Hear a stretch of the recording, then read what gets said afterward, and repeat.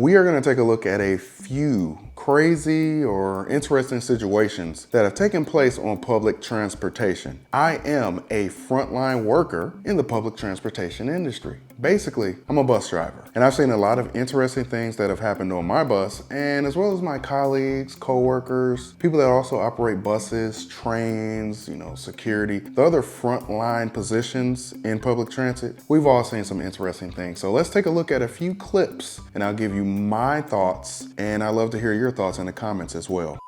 Coming up there was extremely bad, but going down, the road is much better. Hey, y'all better pay! I don't care if it's still out there! Y'all better pay!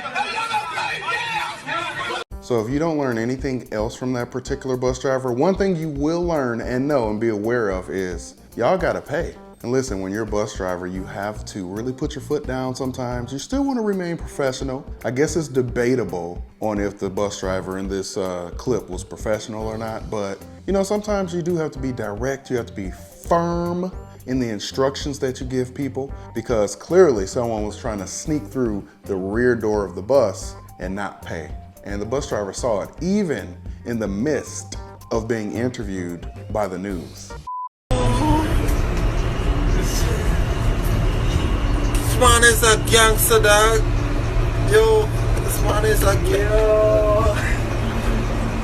Man is a gangster, dog. What's going on? So, that's scary. I don't even understand how he ended up in that position. I guess maybe he didn't get to the train on time and the doors had closed and he couldn't get the doors to reopen. So I guess he was thinking, I'm gonna catch this train, whether I'm on the inside of it or not. This is not recommended. This is not how you catch the train. You wanna be inside of the train and seated or standing and holding on. And he doesn't look really happy. His facial expression is saying like, yeah, I messed up. This was a bad decision. I'm not getting up here. You're not gonna get up. All right.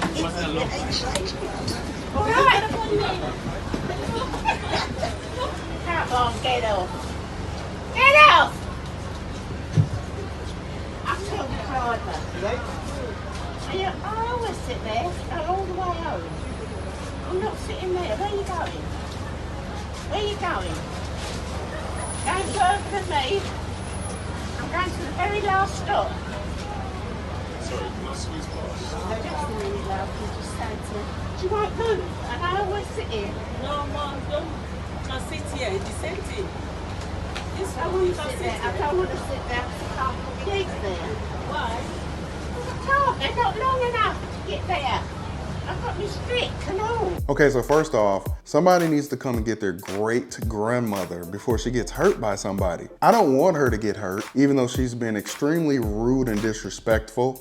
I'm not sure what the issue is. I don't know. I can't call it, but this is not right. You don't sit on somebody when they're seated in a seat prior to you because you want their specific seat, and there's other seats available. And fortunately, this lady that she was being rude to was not being violent or aggressive towards her, because if this elderly lady who is trying to steal a seat from someone, if she messes with the wrong person, there might be someone that does not have as much respect or self-control, and she could potentially get hurt. This is definitely a situation where the bus driver would probably need to intervene, have a talk with this lady and let her know, like, you need to find another seat, or you might need to exit the bus and maybe take another bus, or call an Uber, call a family member, because you can't sit on people because you want their seat. He ain't lying. But then you have to wonder if this lady would even listen to the bus driver after they tell her that her behavior and her actions are wrong. I just want to know why the fuck we gotta pay for MTA when it look like this. What the fuck are the workers actually really doing? Like, be for real. So basically, this woman wants to know, why do they have to pay for MTA, which is in New York City, if it looks like that? And unfortunately, it looks like someone has smeared feces all over the seat. So that is really bad. But then her next question was, what the F are the workers doing? So my question is, which workers are you talking about? Are you talking about the person operating the train? Do you feel that they are responsible for cleaning up someone's number 2 off of the seat? Because once the trains and buses are cleaned, once they go into service, the workers really don't have any control over what people decide to do while that vehicle is in service. That's why it is really important to have a good police presence or security presence on public transportation so that someone can be there to hopefully prevent things like this from happening. Because unfortunately on buses and trains, you will see things like that. Like if I'm driving the bus and someone's smearing their number 2 all over a seat, I don't do anything about that except for call it in, because that is now a biohazard and the bus will have to be put out of service and they will send another bus. So there's going to be a huge delay for that particular trip, and more than likely the people that are on my bus will just have to catch the next bus because it typically takes a long time for them to get another bus out to you. Wow. Dude. What the? So yeah, this is a really interesting situation here. You know, you have a Mercedes G-Wagon right there, which I love. That's actually one of my favorite SUVs. And it costs more than $250,000. And this stupid bus is hitting this expensive SUV. But in actuality, the bus costs a lot more than the G-Wagon. But as a bus driver, we have to make sure that we leave the proper space and the clearance between us and vehicles when we're making turns. We can't just turn right away. We have to make sure that the entire bus can clear whatever object we're trying to go around. Thanks, Captain Obvious. But that does look like one of the orange and gray Los Angeles Metro buses, and I'm pretty sure the owner of that G-Wagon is going to be really upset. But actually, they may not be that upset because they're definitely going to get a payout for this.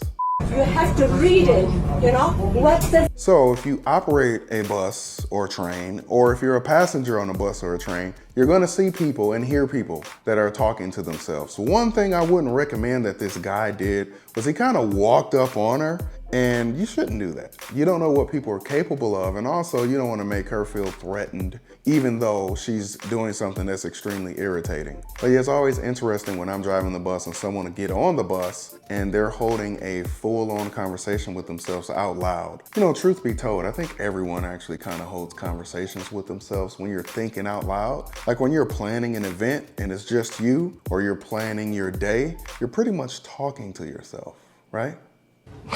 Yes.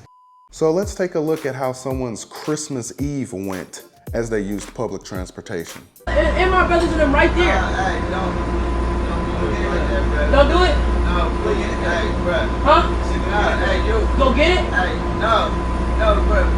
No, you cool, you cool. I know, but that means... No, I'm just saying, bro, who on phone? You wanted it? You wanted it? You wanted it, bitch? You wanted it, bitch? Oh!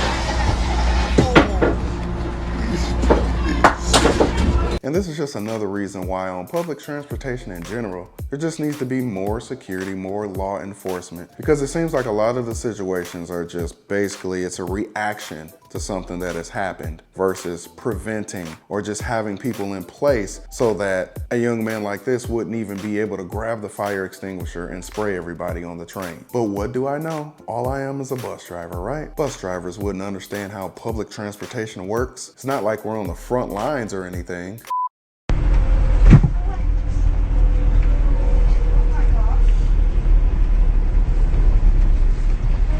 That man must have been getting some really good sleep to completely fall on the floor, and there was a thud when he hit the floor as well. So I wonder if the bus driver is gonna somehow be blamed, because that's typically what happens. And it's interesting that somebody was filming. Maybe that wasn't his first time falling on the bus during this moment. So this is not the way that you catch the bus. And it's also kind of messed up because if this guy were to fall off the bus and injure himself, that's going to be a headache for the bus driver. There's going to be paperwork and a whole process that the bus driver is going to have to go through because this person decided to jump on the back of the bus. So let me know what you think of all those situations in the comments below. If you're new to the channel, consider subscribing, and thank you for watching Bus Driver Life.